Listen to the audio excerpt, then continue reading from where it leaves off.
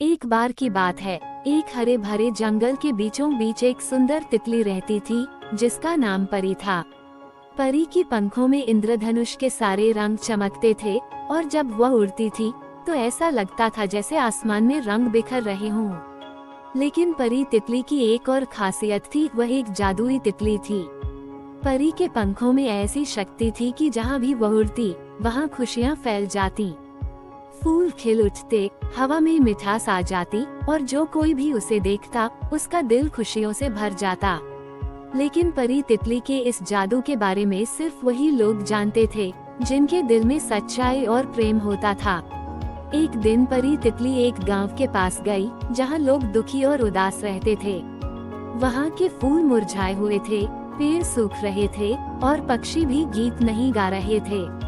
परी ने देखा कि गांव पर एक बुरी जादूगरनी का श्राप था जिसने गांव की सारी खुशियां छीन ली थीं।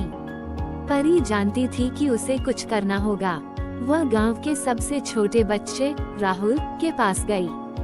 राहुल बहुत ही प्यारा और मासूम लड़का था, लेकिन वह भी गांव के बाकी लोगों की तरह उदास था। जब परी ने राहुल के पास जाकर कहा, तुम्हारे अंदर इस गांव को बचाने की शक्ति है, तो राहुल हैरान हो गया। राहुल ने कहा, मैं कैसे कुछ कर सकता हूँ? मैं तो बस एक छोटा सा लड़का हूँ। परी मुस्कुराई और बोली, तुम्हारे दिल में सच्चाई और हिम्मत है। अगर तुम अपने दिल की सुनोगे तो तुम इस गांव की सारी खुशियाँ वापस ला सकते हो। फिर परी ने राहुल को अपने एक पंख का टुकड़ा दिया और कहा, इस पंख में जादू है, लेकिन इसका असर तभी होगा जब तुम अपने दिल से भरोसा करोगे।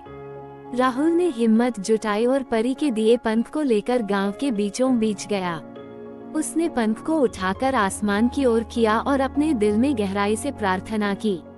अचानक आसमान में इंद्रधनुषी रोशनी फैल गई और सारे मुरझाए फूल फिर से खिल उठे।